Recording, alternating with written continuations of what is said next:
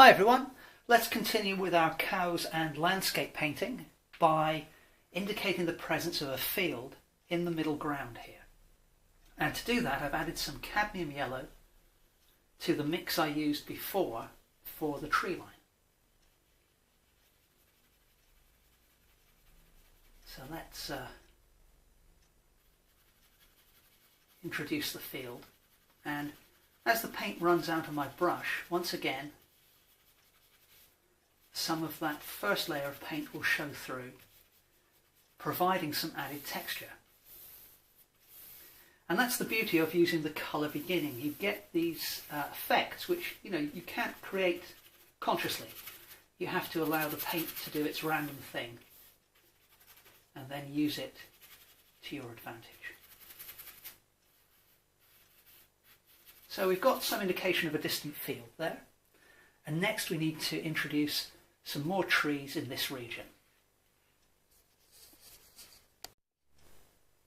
So using the same mix of paint I used for the field, I've now added some cadmium yellow, some Silurian blue and just a touch of magenta, but I haven't mixed them too thoroughly. So let's see how that works to give us the effect of some trees.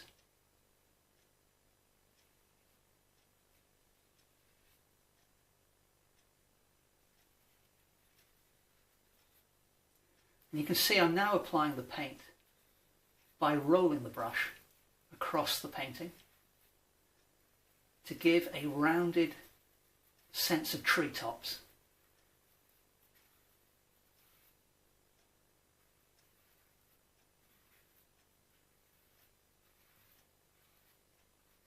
And because the paint isn't mixed too thoroughly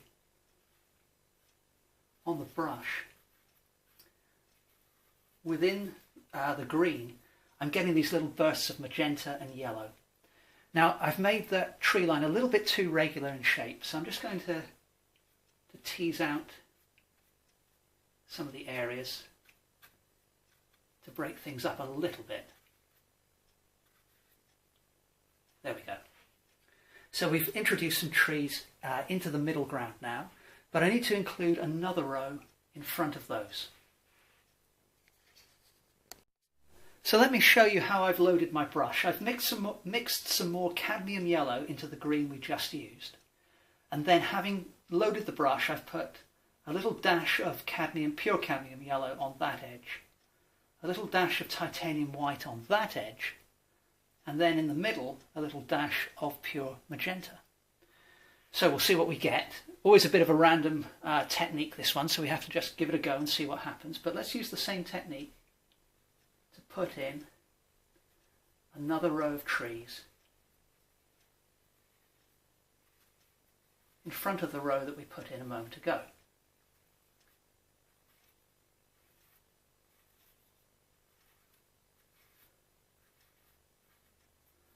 And that seems to be working quite well.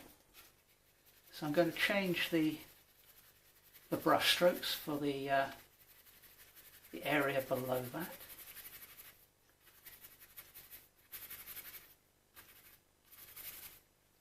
And while we're here, we'll fill in the area down to the cow's back, just loosely.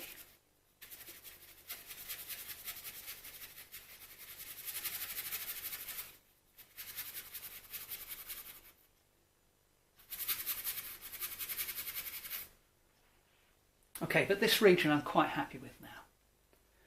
So now I need to put yet another row of trees in, but I want to change the colour up a little bit here.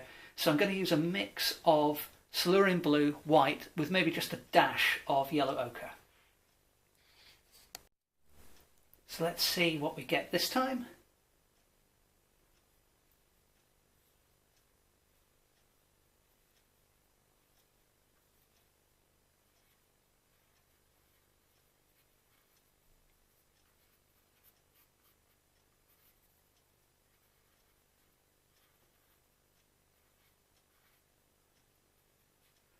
So I've just made that a somewhat broken tree line because I'm going to go over that now with a more typical green. So I'm going to add a lot more yellow ochre, a lot more cadmium yellow to the mix, and we'll put that over the top of the blue. So let's add this new colour within which I've also included a touch of magenta. And if that blends in with the blue, that's absolutely fine.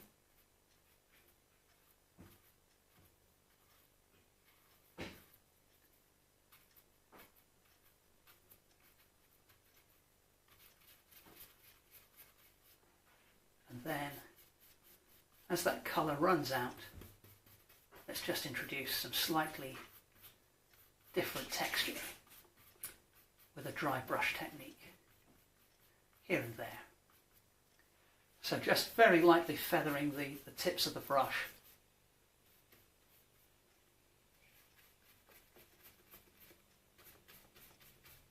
across the paper, and so we can indicate the presence of a tree here perhaps. And I think for this episode we'll leave it there. So we've pretty much established the distant scenery now.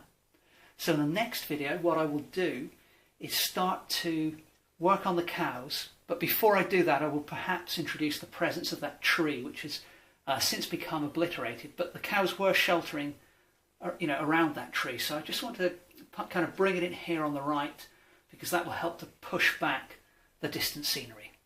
Okay, I hope you enjoyed this one. Thanks very much for watching. Please remember to subscribe to the channel, and any questions at all, leave them in the comments below the video. Thanks again.